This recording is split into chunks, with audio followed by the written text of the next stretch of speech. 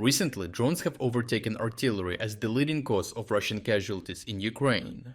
However, the king of the battlefield has not been replaced, as Ukrainians have completely innovated how drones function in modern war. In May, drones were responsible for over 75% of Russian battlefield casualties, compared to an estimated 20% by artillery and 5% from small arms. Ukraine struck more than 89,000 targets with drones in May, which includes manpower, equipment and vehicles, a 7.2% increase from 83,000 in April. Commander-in-Chief Alexander Syrsky confirmed that drones have now caught up with artillery in terms of hit percentage. Much of this is driven by the widespread adoption of fiber optic drones with a 20-kilometer range, which are immune to jamming and increasingly available across the front. These figures underline a new reality.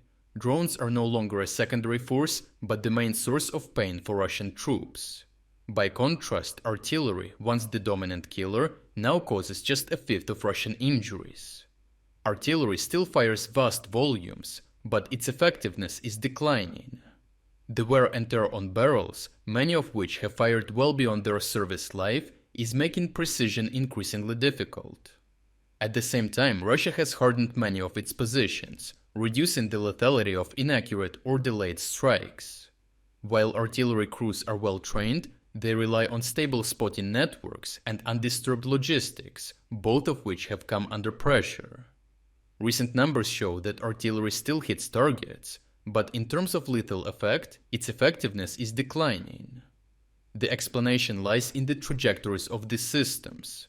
Artillery is degrading while drones are improving.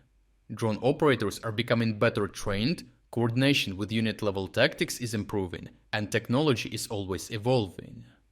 Many modern drones are not just flying grenades, they can operate in contested environments, evade electronic warfare, and hunt in swarms, with some even featuring integrated autonomous targeting software. Some drones are equipped with thermobaric charges for higher lethality, while others use fiber optic guidance systems that render electronic warfare useless. Direct strike FPVs are often paired with reconnaissance drones, turning the process almost into a continuous production line of kamikaze strikes. This increase in usage and tactics is matched by coordination, with notably Ukrainian drone units now operating with leaderboards tracking confirmed kills, pushing crews to innovate faster. Still, artillery remains an essential part of the Ukrainian system. Its function on the modern battlefield has shifted but not disappeared.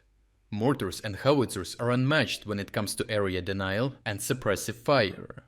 These are tasks drones do poorly, especially in bad weather conditions or when continuous fire is necessary. A drone may kill a soldier in a trench, but a battery of mortars can prevent a platoon from moving through that trench in the first place, or allow a Ukrainian assault group to advance to the position uncontested.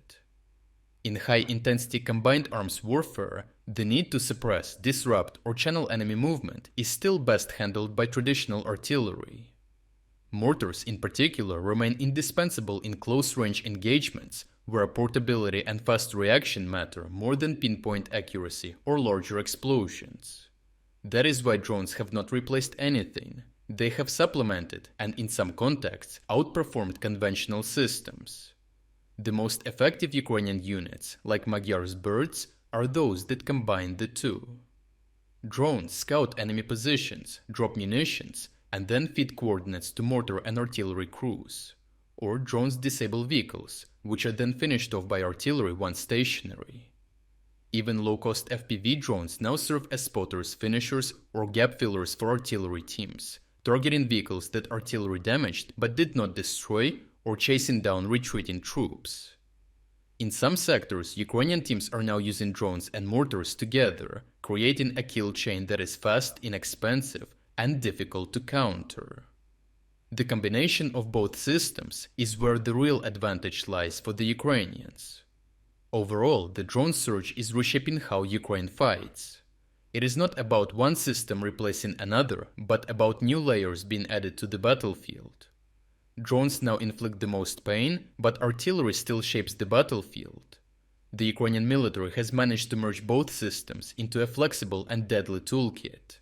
As long as drone production continues to scale and artillery remains operational, Ukraine will retain the edge in tactical innovation, and Russia will keep paying the price. If you are against the invasion of Ukraine and you want to support the work that I am doing, consider subscribing to our own independent news website. Here you can find our exclusive strategic insights, comprehensive overviews of all fronts, and regular tactical analysis videos. By subscribing, you will not only show your support for this channel, but also help and defend independent journalism. The link to our website is in the description. Thank you for watching this report, and I appreciate everyone who stepped up to join us.